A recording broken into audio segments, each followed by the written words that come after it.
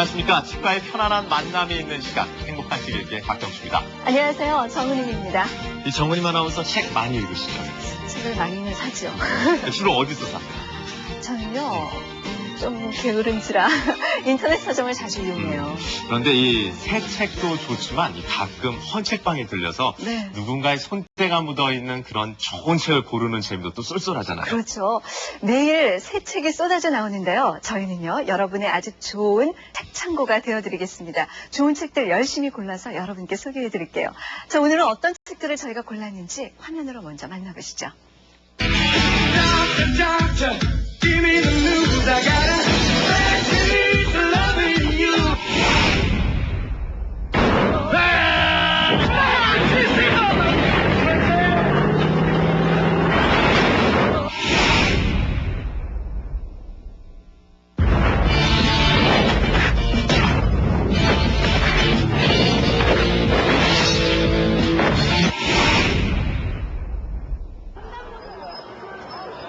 영화 친구로부터 시작된 조폭 신드롬에 신라의 달밤, 조폭 마누라 등 연이어 개봉된 영화들이 그 불을 붙이고 있다. 일단 액션이 있으니까 사람들이 흥미가 있고 통쾌하죠. 행동을 쓰지 못하니까 대리 만족이라고 할까 배설하는 기분 같은 걸 느끼고 인터넷과 게임에서도 조폭 신드롬이 열광적으로 퍼져나가고 있다. 오늘 오전 10시쯤 조폭 문화가 우리 사회 구석구석으로 유행시 퍼지는 사이 영화 친구를 흉내낸 끔찍한 살인 사건이 한 고등학교에서 발생하기도 했다. 현실과 폭력적 상상의 경기는 이제 무너져 내리는 것인가? 오늘 행복한 책 읽기가 오른 세 권의 책, 즐거운 살인, 이미지의 폭력, 공격성의 관할을 통해 인간 내면에 감춰진 폭력성에 대한 대답을 구해보자. 네, 폭력의 본질을 말하는 책. 이 오늘 주제가 왠지 좀 거창하다는 생각도 드는데 이 폭력의 본질 뭘까요? 글쎄요. 너무 어려운 문제인데요. 오늘 모신 세 분들과 이야기를 나누다 보면 그 실마리를 조금은 찾을 수 있을 것 같습니다. 오늘 모신 분들 소개해드릴게요. 먼저 문학평론가이신 고봉준 선생님 나와주셨습니다. 안녕하세요. 네, 그리고 심리학 박사이시죠. 최창호 박사께서도 나와주셨습니다. 어서 오십시오. 안녕하세요. 네. 마지막으로 성명대 영화과 교수이신 조희문 교수님. 반갑습니다. 안녕하십니까. 네. 자, 요새는 정말 예전에는 상상하지도 못했던 좀 아주 끔찍한 일들이 그러니까 1년에 한 번쯤 일어날 것 같은 그런 일들이 매일매일 일어나고 그럼, 있어요. 그 이유를 어디서 찾아봐야 될까요? 최창호 교수님? 그 폭력성이나 아니면 공격성의 그 본질은 예. 개인사의 그 성장 과정에서 찾아볼 수도 있고 아니면 우리 내면의 종족들에서 이제 이어지는 어떤 공격성의 본능에서도 찾아볼 수 있겠지만은 요즘 이제 현실 사회를 살아가는 그 시뮬레이션 그 가상사회에서 또는 이제 현실과 환상을 구분하지 못하는 그러한 측면에서 미디어적인 그러한 영향도 상당히 있는 것 같습니다. 그래서 공격성의 본질을 딱 하나로 이렇게 설명하기는 어려운 것 같습니다. 예. 왜 얼마 전에 미국의 원로 영화 감독이죠. 로버트 엘트먼이 이런 말을 했어요. 네. 할리우드 영화가 이번 9.11 테러를 부추겼다. 그리고 네. 할리우드 영화를 보면 이게 그 테러 훈련용 영화 같다. 이런 말을 했는데 그렇죠. 사실 요즘 영화인지 현실인지 이런 헷갈리는 경우가 참 많더라고요. 그렇습니다. 그래서 폭력의 본질 이런 걸 생각해 보면 아마 영화 속에서도 좀 찾을 수 있지 않을까 그런 생각이 드는데 어떻습니까, 조 교수님? 네, 최근에 와서는 이제 특히 폭력 부분에 대한 우려들을 많이 하고 있습니다. 그래서 네. 과연 이미지가 어떤 폭력을 조장하는 것이 아니냐 하는 이런 우려까지 나오는데요. 그런 쪽에서 보면은 지금 요 책 이미지의 폭력이라는 책을 보면 올리비아 몽쟁이라고 하는 작가 그 학자가 쓴 책입니다만은 영화 속에서 묘사하고 있는 폭력이 어떻게 생성되고 있고 어떤 유형을 보이고 있고 또 우리가 어떻게 그것을 봐야 되는가라고 하는 것에 대한 얘기를 하고 있습니다. 그래서 오늘 이 책을 통해서 그 영화 속에서 묘사하고 있는 어떤 폭력의 유형이나 어떤 성격 또 우리가 바라봐야 되는 어떤 입장이랄까 태도 같은 것들에 대해서 얘기를 좀 드리도록 하겠습니다. 네. 예. 자, 그럼 오늘 행복한 책의 첫 번째 책, 이 이미지의 폭력으로 이 폭력의 본질에 대해서 영화를 통해서 살펴보도록 하겠습니다. 자, 먼저 화면 보겠습니다.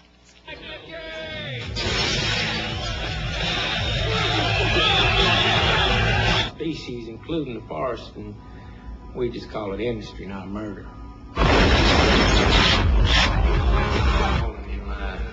And what's that, Mickey? Shit, man. I'm a natural born killer. 정말 킬러는 광기와 같은 폭력이 천성적으로 내재되어 있는 시대의 이단아인가? 이러한 질문에 그렇다라고 대답하는 책, 이미지의 폭력. 이 책에서 저자는 오늘날 영화 속 폭력을 이렇게 서술한다. 영화 속 폭력은 폭력의 자연 상태, 즉 피할 수 없이 자연스럽게 살인 장면에 이르르며 이러한 폭력은 시도 끝도 알지 못한다. 영화나 또는 그러한 그 매체를 접하게 되면 그와 똑같은 모습으로 자기도 표출해내면 마치 그 일상생활에서 자기가 이루지 못한 자기 성취, 과시 이런 것들을 달성할 수 있다는 그러한 믿음들을 가지고 있죠. 영화 초창기, 그 속에서 폭력은 전쟁물과 소물의 장르적 특성을 나타내면서 대의명분을 지키기 위한 수단과 주인공이 겪어야 하는 시련으로 그려졌다. 그러나 이후 폭력 행위는 시나리오의 목적이 되면서 폭력과 주인공이 분리될 수 없는 영화들이 생겨나게 되었다.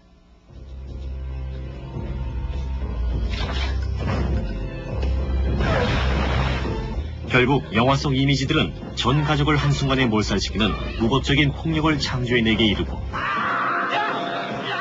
급기야 잔혹한 정신병자나 악이 곧 순수라고 외치는 천성적인 살인자를 스크린의 주인공으로 내세우게 되는데 저자는 이를 이렇게 해석하고 있다. 숨고픈 욕구와 남들 앞에 나타나려는 욕구 사이에서 망설인 인간들의 내면을 마치 영웅과 같은 뜻하지 않은 모습으로 나타낸 것이다. 20세기 초기만 해도 자원의 확보라든지 아니면 정의, 의리 이런 것들, 복수 이런 것들이 중요한 그 원인, 모티브로 제공돼서 관객들도 그에 동감하고 또 그 폭력이 묘사되고 이렇게 되는데 최근 들어서 20세기 후반에 들어서 개인을 합리적인 이성적인 존재가 아니라 어떤 내적인 충동, 욕구에서 벗어나지 못하는 그런 아주 불안한 존재로 묘사하고 있습니다. 폭력이 세상에 나를 알리고 타인에게 나의 존재를 알리는 거친 노크라면 대체 왜 점점 더 거칠어지고 잔인해져야만 하는가? 이에 대해 사회 각계에서는 무감각화와 대리만족론으로 양분화된 의견을 모으고 있는데 저자는 이러한 영화 속 폭력 속의 논란에 대해 이렇게 서술하고 있다. 가장 견디기 힘든 폭력은 가장 통증이 없는 것이다. 폭력이 격렬할수록 관객은 점점 더 무감각해지면서 이를 통해 폭력의 경험을 거부하고 나아가 스스로를 보호하게 된다. 이렇게 처참하고 더 잔인해질수록 사람들은 오히려 안도감을 갖는다. 이게 현실이 아니다라는 걸 준다 그러는데 현실적으로 본다면 오히려 현실과 어떤 가상, 환상의 경계를 좀 더 없애주는 그런 방향으로 가고 있는 것 같아요. 예컨대 9월 달에 있었던 미국의 테러 사건도 많은 사람들이 이게 실제가 아니다, 현실이 아니다라는 얘기를 많이 했던 것이 이게 마치 영화 같다라고 하는 것. 그게 경계가 무너지는 거고 그러니까 현실의 폭력에 대해서 사람들이 좀 더 무감각하게 하는 그런 지금 사태로 가고 있다고 생각합니다. 그렇다면 단순한 거부와 보호가 아닌 폭력에서 완전히 벗어나고 나아가 그 무절제한 재생을 막을 수 있는 방법은 과연 없는 것인가? 네, 폭력의 본질을 알기 위해서 오늘은 영화 속 폭력을 먼저 이야기할 텐데요. 네. 사실 이 영화와 폭력, 제가 생각하기에는 이 폭력 장면이 안 나오는 영화는 없을 것 같은데 그런데 또 영화를 분류하면서 이 폭력 영화라고 하잖아요. 예, 그런 분류도 있긴 있죠. 네. 예. 자, 김 교수님, 어떤 경우에 우리가 폭력 영화라고 이렇게 붙일 수 있을까요? 폭력 영화라고 얘기하면 너무 범위가 넓습니다. 네. 사실은 영화 속에서 지금 말씀하신 것처럼 폭력과 어떤 섹스, 어떤 성에 관한 얘기는 이야기의 어떤 소재로서 굉장히 오랫동안 나타났던 네. 것들이거든요. 근데 이제 폭력이라고 하는 것은 기본적으로 폭력적인 소재를 다룬 영화가 이제 폭력 영화가 되겠죠.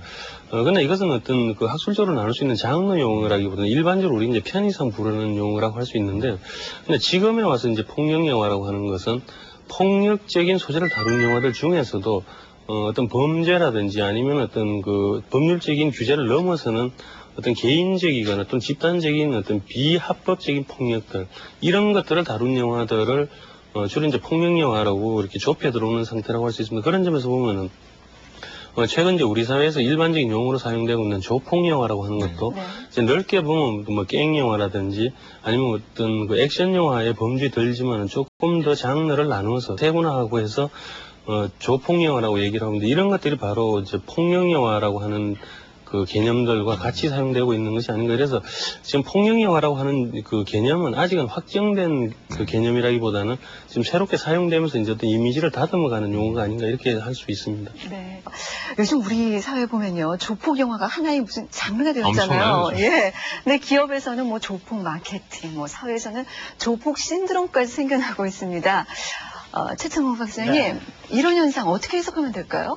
영화는 크게 두 가지 부류로 제가 보기에는 심리학적으로 하나는 에로스적인 영화, 네. 사랑을 주로 주제로 하는 영화와 타나토스, 공격적인 것을 주로 하는 영화들이 두 분류로 크게 저는 한번 나누고 싶은데 그중에서 요즘에 조폭 신드롬은 사랑이라는 것은 빼놓고 주로 이제 순수한 폭력을 다루면서 좀 현실 요즘의 경쟁적인 사회에서 부족한 나 그리고 열등감 있는 나를 채울 수 있는 방법으로 심리적인 방법으로 그러한 것들을 선택하고 그러한 것이 지금 우리 문화 코드하고 맞아 들어가는 것은 아닌가 저는 그렇게 분석을 한번 해봅니다. 네.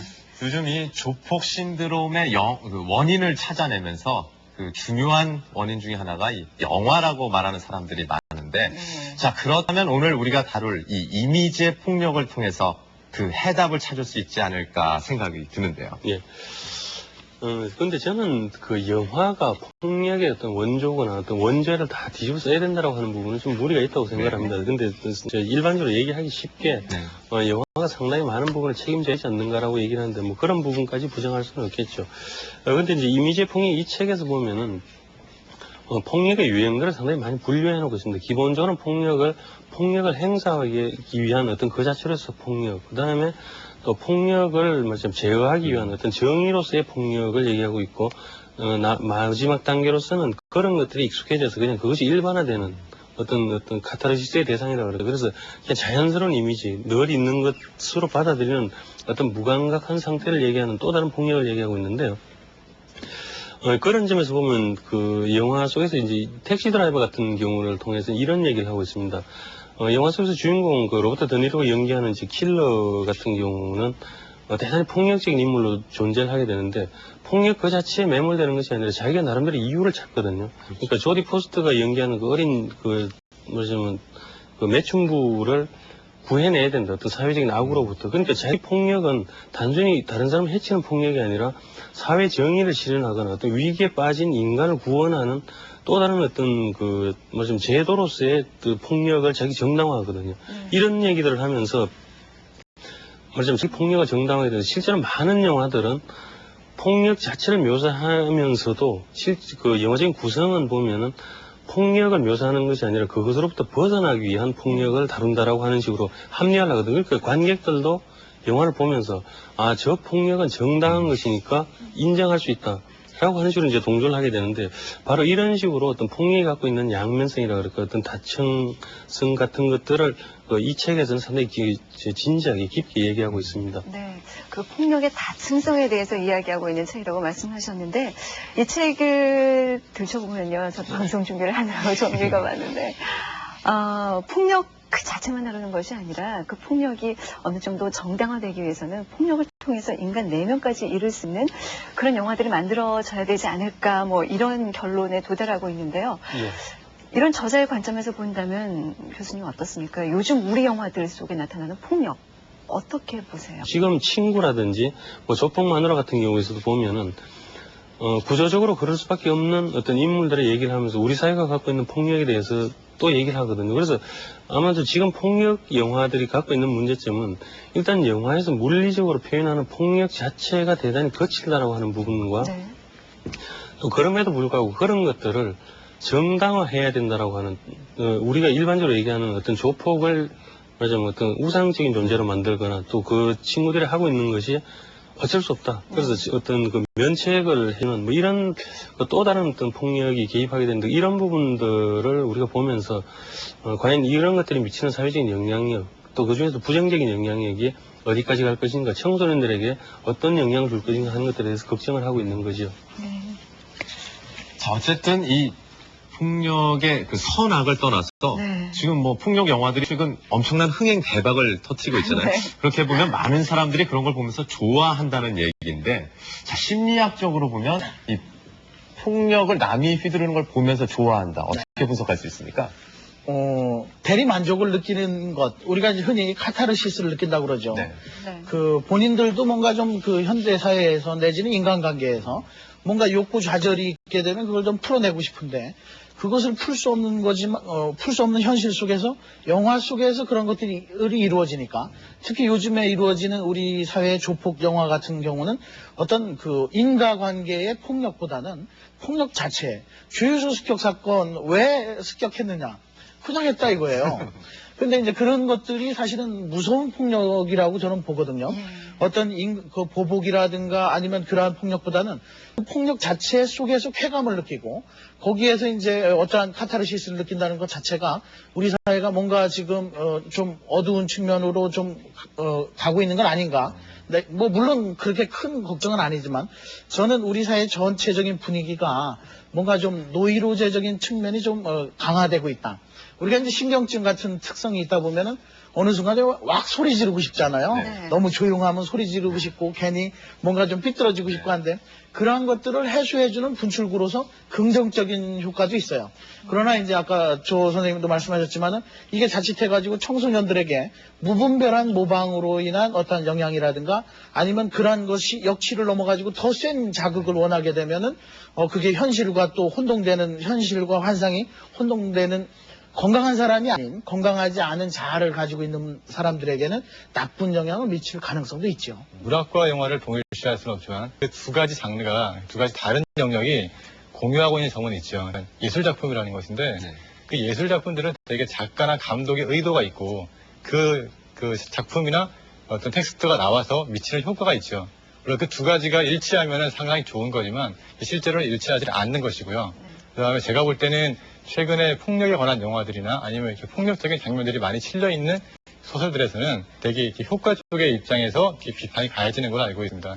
근데 우리가 그 폭력에 대한 비판도 중요하지만 실제로 그 작가가 아니면 혹시 감독이 그 폭력을 통해서 대중들에게 무엇을 말하고자 하는가, 이것이 성립이 된다면 영화로서 받아들여질 수 있고, 그렇지 않고 그 이미지의 남발을 통해서 그냥 대중들을 말초적으로 자극하고자 한다면 사실 그거는 좋은 영화라고 보기는 어렵겠죠.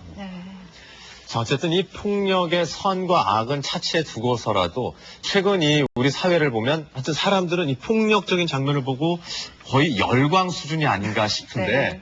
자, 최 박사님, 이런 현상은 또 심리학적으로 어떻게 설명을 할 수 있을까요? 요즘에 이제 한국 영화가 이렇게 붐이 이른 것 중에 특히 이제 조폭 영화 같은 경우가 이렇게 된 것은 물론 마케팅에 커다란 힘도 있습니다. 네. 그러나 이제 심리적으로 보면은 우리가 지금 그 과거에 그 느꼈던 어떤 그 폭력의 그 수위보다도 훨씬 높아졌거든요.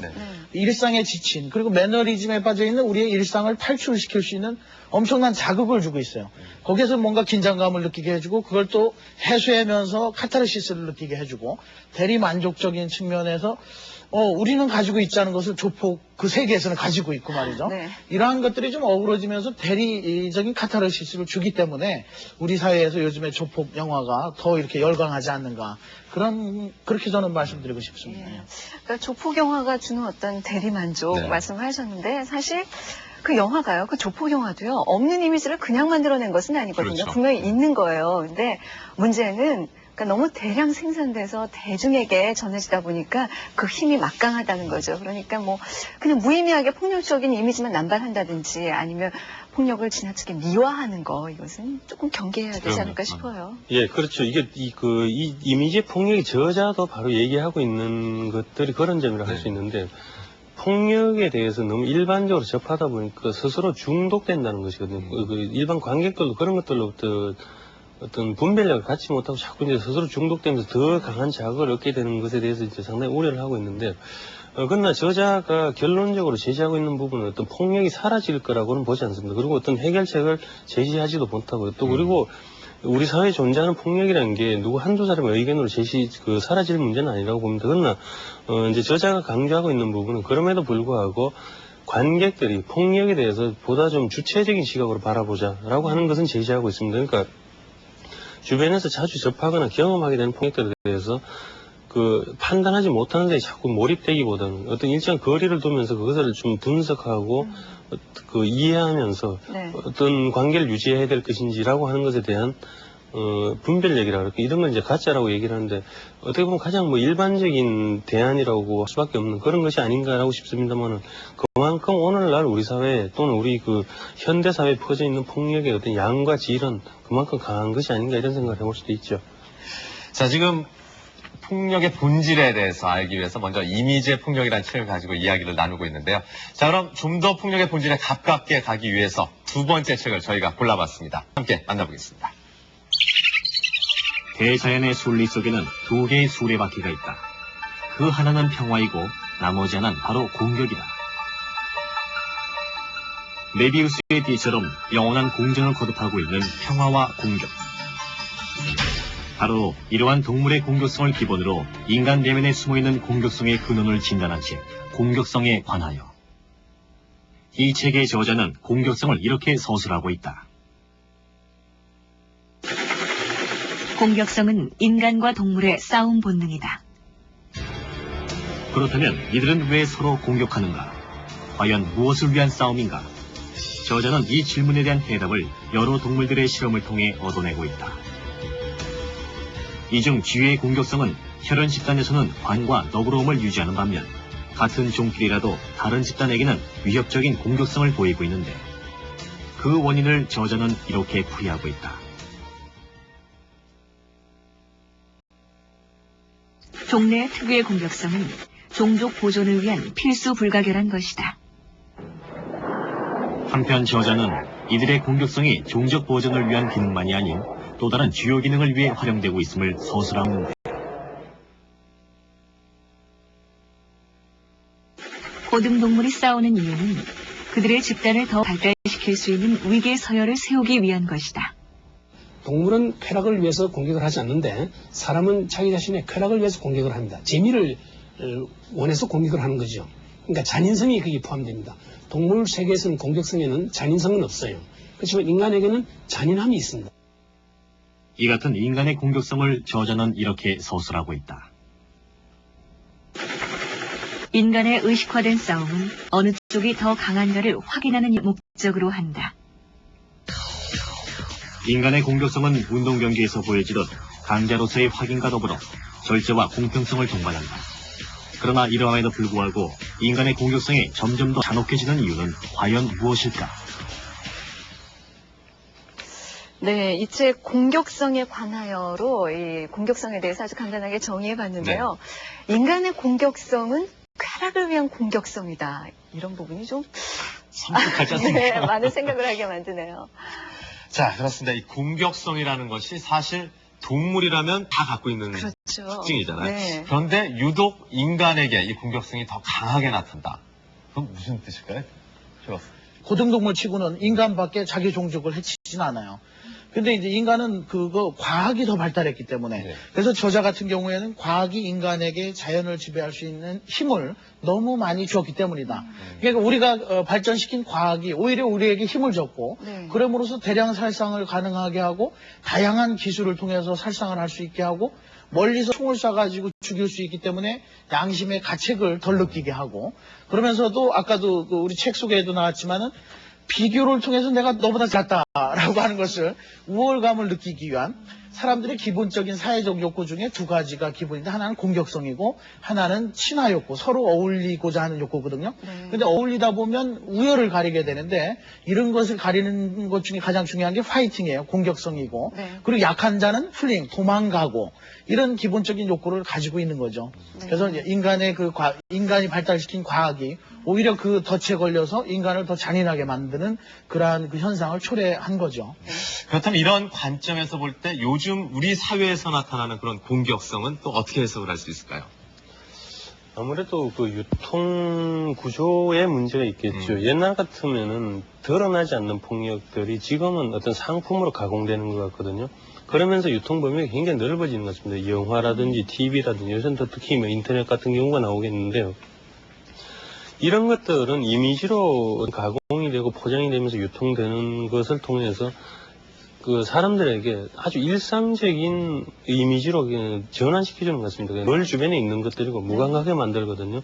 뭐 성인들이 보더라도 폭력에 대해서 관대해지거나 또 청소년들 같은 경우는 오히려 그런 것들이 정당화되는 상황처럼 만들어주게 되니까 우리가 한때 그 모래시계 같은 드라마가 유행을 하니까 그 어떤 폭력 조직에 대한 어떤 그 선망이 청소년들 사이에서 분위기에 나타나고 장래 희망이 뭐냐 이러니까 뭐 나는 깡패가 되는 것인가라고 얘기하는 것들을 보게 되면서 그러나 또 우리가 두려운 것은 그런 것들을 처음에 접할 때는 청소년들이 이럴 수가 있을까라고 깜짝 놀라지만 어른들조차도 이제는 그런 얘기에 대해서 익숙하게 되거든요. 영화 속에서도 보면 그런 것들이 일반화되는 거고 이러다 보니까 사회 전반이 말하자면 그런 것에 대해서 너그러워지거나 무감각해지는 상황이 오게 되는데 바로 이런 것들은 폭력을 발췌해내고 그것을 가공해서 유통하는 사회적인 환경이 변화하는 데 따라서 그것을 수용하는 사람들도 그만큼 바뀌고 있다.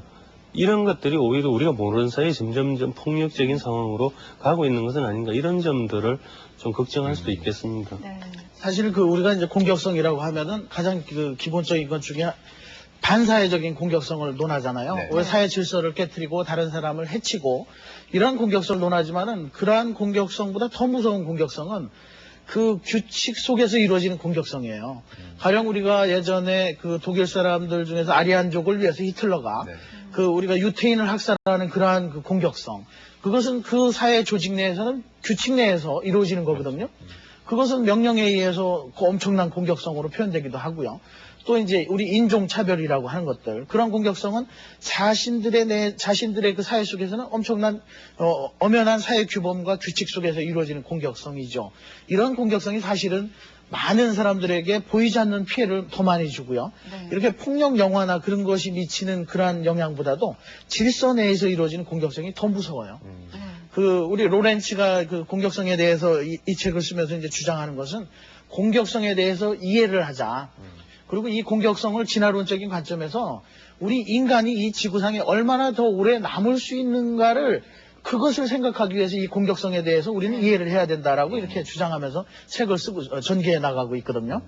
예전에는 선과 악이 확실하게 구분이 됐었는데 이제 최근에 들어서 이제 문제가 되는 것들은 가령 예를 들면 영화에 자주 등장하는 뭐 경찰들의 비리 문제라든지 심각하게 되는데 또한 뿐만 아니라 나아가서는 뭐 저기 대통령이 만약 개입을 한다거나 아니면 국가 기구 중에 하나인 뭐 CIA라든가 KGB가 등장한다라는 것들, 바로 그런 것들이 관객들로부터 아니면 오늘을 살아가는 사람들에게 선과 악의 경계를 모호하게 만들고 있죠. 실제로 그것은 선의 이름으로 진행되지만 사실은 뒤지고 보면 그건 악이죠. 그렇죠? 악을 응징하기 위한 또 하나의 악이라는 것, 이런 어떤 질서의 그를 깨트리는 것들이 또 문제가 될 수 있다고 생각을 합니다. 어쨌든 이 사회는 점점 문명화돼가고 있는데 어떻게 보면 반문명적이라고 할 수 있는 폭력의 강도는 점점 강해지고 있다. 조금 모순된 그런 상황일 수도 있는데, 자, 그렇다면 거꾸로 이 범죄의 역사를 따라가다 보면 이 폭력이 본질 무엇인가 알 수 있지 않을까 하는 생각도 드는데요. 예, 그래서 저희가 폭력의 본질을 접근할 수 있는, 폭력의 본질에 가까워질 수 있는 책으로 세 번째로 고른 책이 바로 즐거운 살인입니다. 범죄의 사회사라는 부제가 붙었는데요. 함께 만나보실까요? 킬링타임의 최고인 소설, 혹은 질서정연한 세상 밖으로 일탈을 꿈꿀 때 손에 잡히는 소설. 그것이 바로 범죄 소설, 혹은 추리소설이다. 추리소설의 인기는 인간 내면에 숨겨진 범죄와 폭력의 욕구 때문이라는 해석도 만만치 않다. 그런데 즐거운 살인은 범죄 소설을 통해 자본주의를 새롭게 조명해 화제가 되고 있다. 범죄 소설의 변화 과정은 마치 거울처럼 자본주의적 생산 양식, 그리고 변화 과정을 반영하고 있다. 오늘날 자본주의 사회에서 범죄자는 누군가? 봉건 질서에 저항하던 영웅들은 19세기 자본주의의 발달과 함께 경찰의 박해에 희생당하는 선한 악당으로 변신할 수밖에 없었다. 그 대표적인 인물이 장발장으로 그의 행동은 범죄에 속하지만 결백한 어떤 대상에게 헌신함으로써 스스로를 구원한다. 이러한 변화를 저자 에르네스트 만델은 즐거운 살인에서 이렇게 정리하고 있다. 범죄 소설이 점점 중요한 자리를 차지하게 된 이유는 인간의 생물학적 운명, 폭력에 대한 열정, 그리고 범죄의 불가피성에 대한 통찰을 기존 사회 질서의 옹호와 변명에 이용하려는 부르주아 계급의 욕구가 있었기 때문이다. 미국에서는 1920년대에 금주법이 시행되면서 조직 범죄들이 등장하기 시작했다. 또한 대공황으로 인해 은행 강도, 살인과 같은 갖가지 범죄가 발생하였다. 자연 범죄 소설의 무대도 빈민가나 홍등가로 옮겨갔으며 홈즈처럼 뛰어난 사립 탐정 한 명이 이 모든 것을 해결하는 것은 이제 불가능한 시대가 되었다. 거리를 활보하는 갱스터의 시대가 도래한 것이다.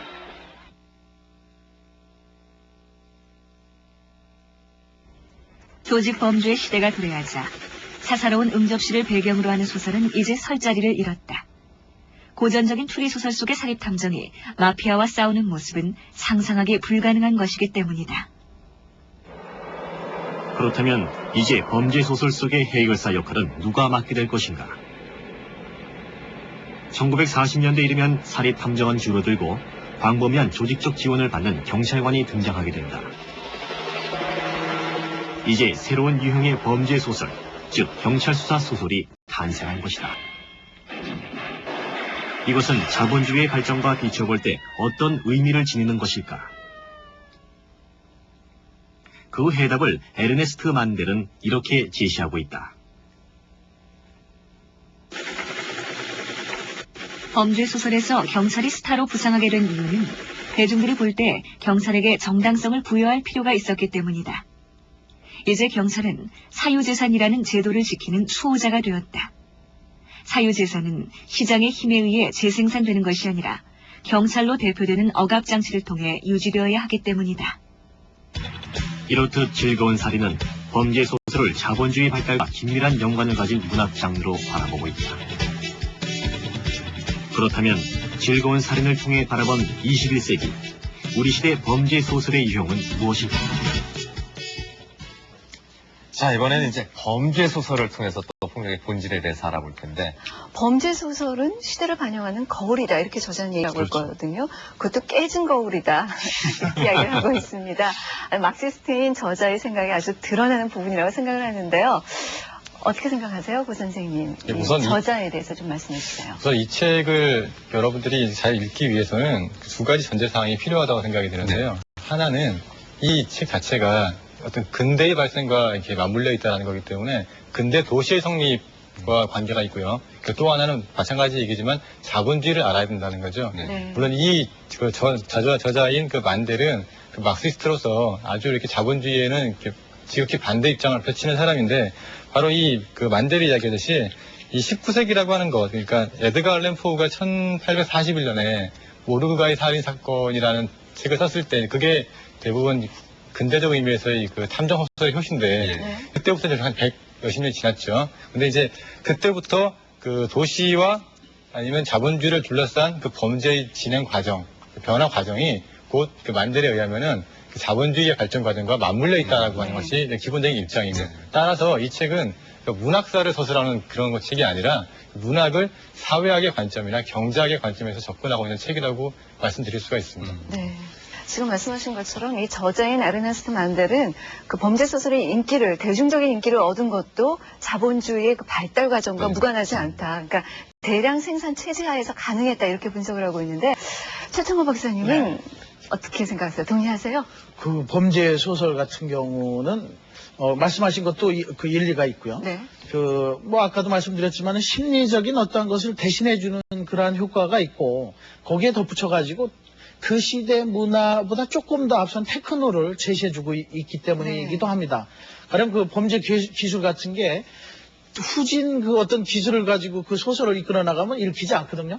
그거보다 조금 앞서고 상상적인 것을 동원한 그러한 것들이 같이 가미되면서 사실감 있게 표현된다는 데서 이제 그 많은 사람들의 독자들의 공감을 얻고 그러면서도 읽으면서 대리적인 어떠한 그 카르시스를 느끼고 그리고 일상적인 우리가 늘 생활하는 것에서부터의 탈출, 우리는 범죄적인 그 사회 속에 살지는 않기 때문에 그 정상적인 사람들은요.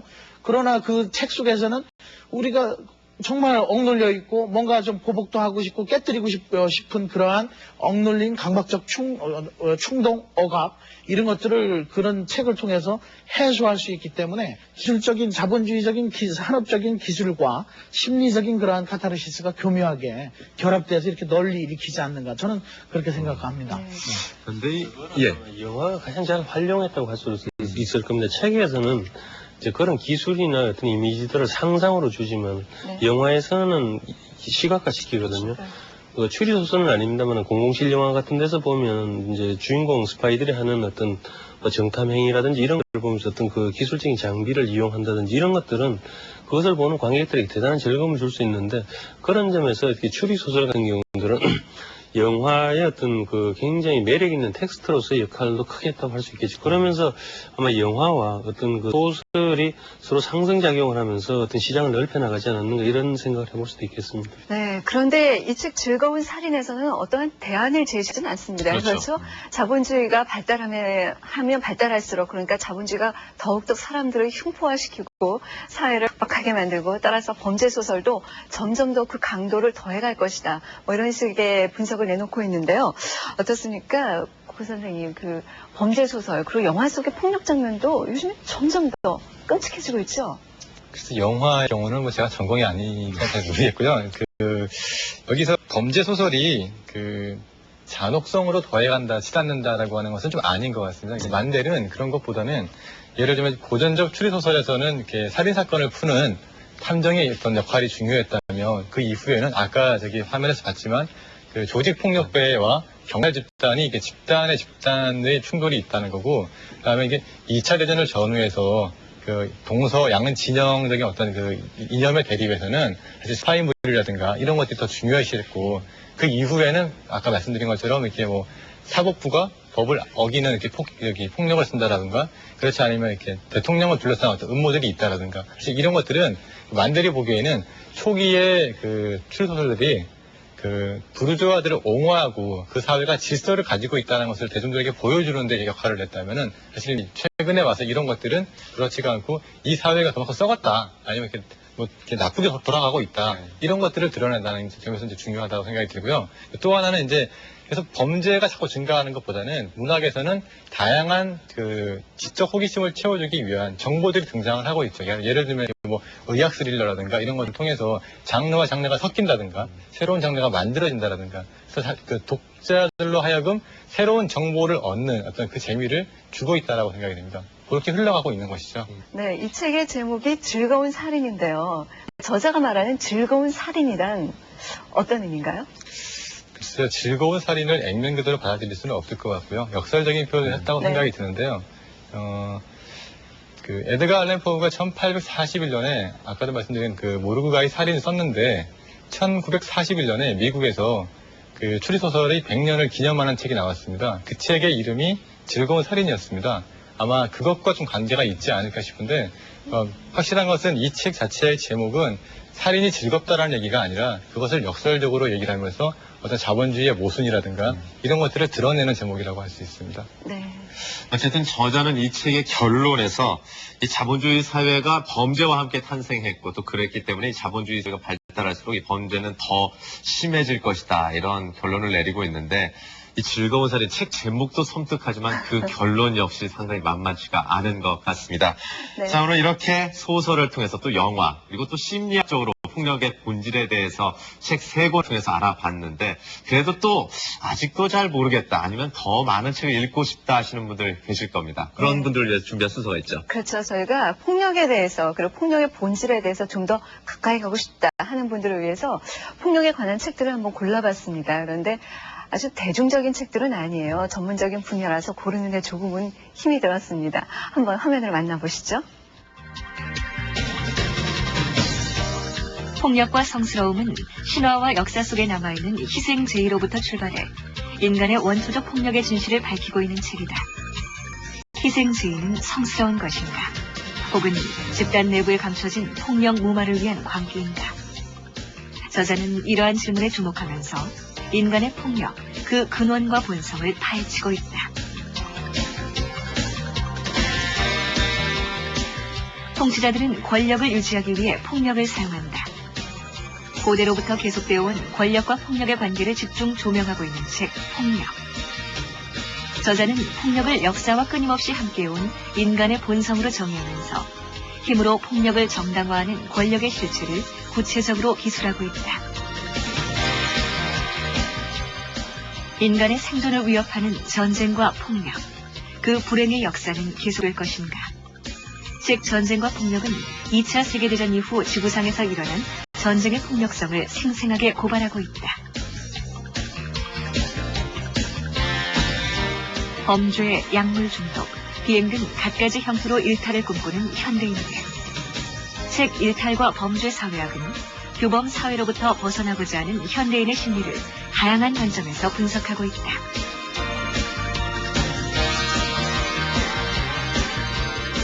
선사시대부터 현대에 이르는 인간의 광기를 의학적 패러다임 안에서 해석하고 있는 광기의 사회사. 원시시대의 주술로부터 중세의 마녀사냥까지 광기로 빚어낸 인간의 역사 사회사가 깊이 있게 기술된 책이다. 네, 오늘 이렇게 해서 폭력의 본질에 대해서 말하는 책 3권 집중적으로 차례로 만나봤습니다. 어떠셨어요, 여러분? 인간의 폭력성, 그 본질은 무엇인가 조금은 생각해 볼 수 있는 계기가 되었으면 합니다. 충분히 그럴 수 있었을 것 같습니다. 네. 자, 이번에는 이 행복한 책 읽기를 더욱 행복하게 만드는 시간, 퀴즈 시간인데요. 먼저 지난주 정답부터 말씀드리겠습니다. 지난주 문제가 현재 일본의 총리는 누구인가 하는 문제였는데요. 네. 이 고이즈미 주니치로가 정답이었죠. 많은 분들이 저희 홈페이지에 정답을 보내주셨는데 그분들 가운데 몇 분을 뽑아서 또 선물을 보내드리도록 하겠습니다. 자, 그럼 이번 주 문제는 지난번보다 조금 어려울 것 같은데 오늘 프로그램을 함께 하신 분이라면 쉽게 맞추실 수가 있을 것 같습니다. 오늘 다룬 책들 가운데 이 자본주의 자체가 범죄에 몰두하는 사회다라는 내용을 담고 있는 책인데요. 자, 오늘 보신 분들은 제목이 오늘의 문제입니다. 네. 자, 정답 아시는 분 IMBC 홈페이지에 들어오셔서 저희 행복한 책 읽기로 들어오시면 여러분들께 다음 주에 또 정답자 가운데 몇 분을 뽑아서 네. 선물 보내드리도록 하겠습니다. 네. 자, 오늘 함께 해주신 최창호 박사님, 고맙습니다. 고맙습니다. 그리고 조희문 교수님, 문학평론가 고봉준 씨, 네, 수고하셨습니다. 수고하셨습니다. 자, 오늘 행복한 책 읽기는 여기까지입니다. 늦은 밤까지 시청해주신 여러분 대단히 감사하고요. 저희는 다음 주에 더욱 새로운 모습으로 또 다시 찾아뵙겠습니다. 고맙습니다. 이 프로그램에 참여하신 분께는 오디세이.com에서 제공하는 오디오북을 드립니다.